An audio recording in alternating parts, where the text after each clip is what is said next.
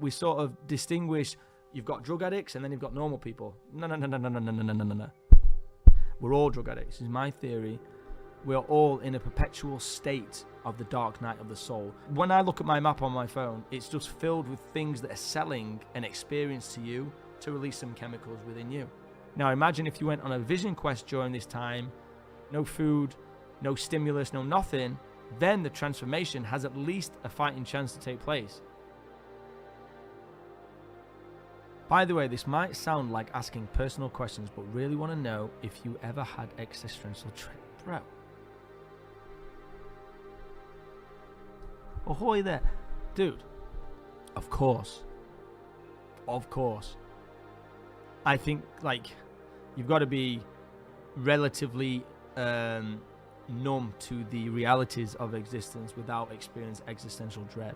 Have you ever heard of the dark night of the soul? St. John of the Church, he was the first person that sort of brought this to the table.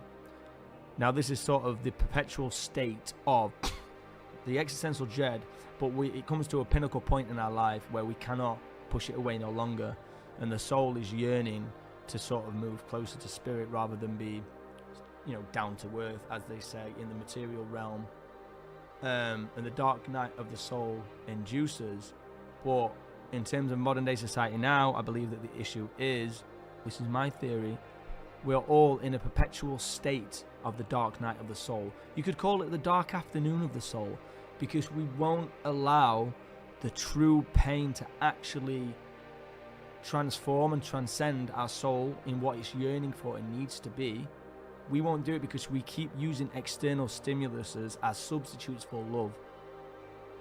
Whether it's Netflix, McDonald's, nicotine, drugs, sex, wanking, whatever it is that you're doing is a means to manufacture that dopamine boost within your system, therefore never needing to go through the dark night of the soul, which is necessary to do. We need to go through the dark night of the soul. But I believe, without knowing it, majority of society, especially 30 and upwards, are stuck in a perpetual dark night of the soul, where they know that money's not going to fix it, they know that the sex is not going to fix it, they know that the next relationship is not going to fix it, the next endeavor is not going to fix it, they know this. But perpetuation, because society is built on, literally on, feeding drugs to the world, and even drugs that you don't think are drugs, they're all fucking drugs. When I look at my map on my phone, it's just filled with things that are selling an experience to you to release some chemicals within you. That's all that's happening. You get a haircut, you upgrade your ego, you feel a little bit better, dopamine release, manufactured love, you don't feel the pain.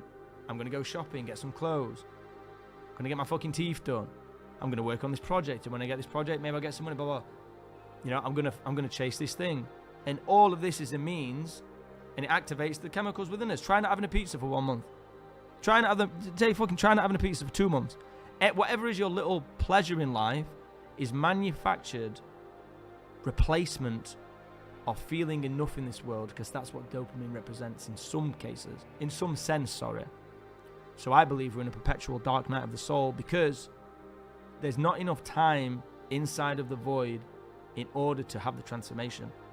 We're never going to get there. And I know what it requires, and I'm potentially going to do it next year.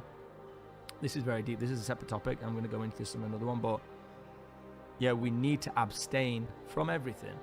And no wonder in all the spiritual text, the Bible even, the kingdom of heaven is within us.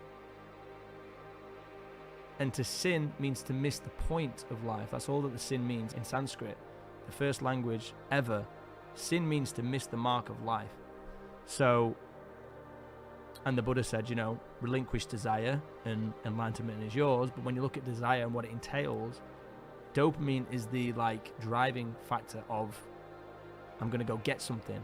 And it's the getting it or chasing it that also releases the dopamine, if not more. Then you get it, that also you get that fix too, and a little bit post. But all of that situation is a manufactured substitute for love and feeling okay in the world. Therefore, perpetuating the dark night of the soul. Therefore, never going through the transformation that we need to, because we've always got at our fingertips a little scroll. I'm going to order a fucking Deliveroo. I'm going to order a Mackey's. Something will fix the ache. We sort of distinguish, you've got drug addicts and then you've got normal people. No. We're all drug addicts. We're all drug addicts.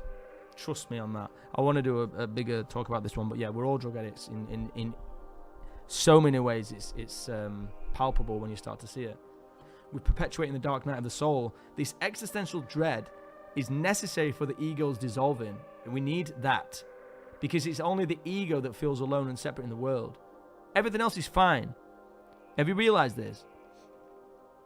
Your body is doing just fine in relation to the universe. There is no separation. They go together. Everything's fine, you know. Your eyes know what to do. Everything's working, but you don't. Who is the you that doesn't know? It's the ego separate. So in terms of an existential dread, it's the fear of the unknown from the ego's perspective, a bundle of thoughts and emotions that we've accumulated over the years. So that's what the existential dread is for. Therefore, what St. John was talking about, which I think is true, the dark night of the soul is necessary transformation because we're completely filling up our time with other means of receiving this sort of dopamine hit or whatever, manufactured love, like I say. I think the existential dread, number one, you're human.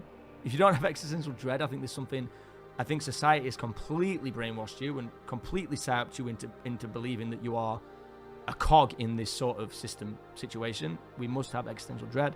And I believe the dark night ensues when the existential dread becomes too much. Now imagine if you went on a vision quest during this time, no food, no stimulus, no nothing, then the transformation has at least a fighting chance to take place. But any sort of comfort, it's very subtle. It's very subtle how we self-medicate. So subtle, especially with the phones now. It's just unconscious now. But it's all a way of avoiding the fear of the ego's inevitable end. Exactly, chasing rainbows into black holes, bro. Exactly. How many more rainbows are we going to chase to realize there ain't no fucking gold at the end? The worst part is when you sort of know this and you start to experience it and you're sort of stuck in the middle, like moi right now. It's like I'm on this like spiritual podium of like giving up yet knowing there's nowhere else to go in the material world, but yet I'm too scared to just completely lean this way because I don't know what the fuck's gonna end. Where am I gonna end up? I'm gonna end up on my fucking own in a fucking hut somewhere, fucking dead in a ditch. But like also knowing that the societal material realm gaining external chasing also isn't gonna retrieve the true kingdom of heaven which is within us. But I do want to play the game one more time. And I think you've got to play these things out.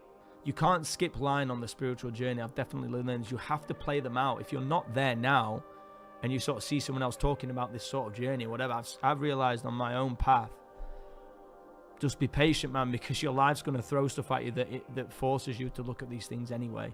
So it's going to come. And I'm in a point now where I'm like, I kind of want to just let me play the game one more time. Do you know what I mean? Let me like do a bit more sinning. Let me, but it's a lot of difference now. This sort of like new perspective that I've had. But yeah, I'm in the middle of that where it's just like, which way to go? Really, which way to go? Things don't last as long. And this happens to everyone. It's an inevitable process of the death of the ego, I believe. Things just don't work. And then you start to wonder, why is things not working? The drugs don't work anymore. Where do I go now then? And we're all sat on this pot of gold within us, but we've all just been completely,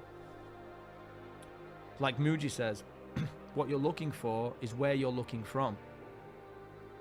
Anything that you can perceive in front of you is not you. So when you're filled with anxiety and dread, this is on the plane of front of the awareness. Nama's fucking day. It's in front of you, therefore it is not you. But we identify and get tangled up. I'm really angry.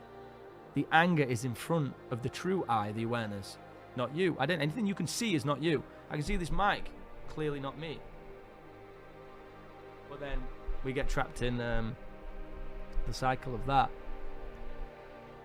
This is the thing about spiritual. Oh, it's so deep, dude. That to me, that's my fucking problem. That's the problem. It's too deep. Yeah, because we're stuck on the mundane surface level bollocks all the time, and it almost makes people cringe when you talk about it. Oh, you want to point your finger at the actual fact that we will die then what does all this mean? Who's beating my heart? Nature, God, death, sin, moonlight. So it's like too deep. Is it too deep? That's the thing. That's what I mean about this. Like, you got the normal life here, and then you've got this other world that you sort of need to dive straight into. But then it's like, they call it the middle way in Buddhism, where you can sort of balance the both. But nothing's too deep. That's the fucking thing. It's here, and then you're here. Well, from the ego's perspective, and then it's over. So what are we saving? You know what I mean? What are we saving for later? I'm going to keep that to myself. That's what I've been feeling anyway. I'm just like, keeping what to myself? Got so much like in me that needs to come out before it's over. In this sort of manifestation of whatever this is. So fuck you. I'm going to fucking talk about shit. I'll play my guitar every now and then.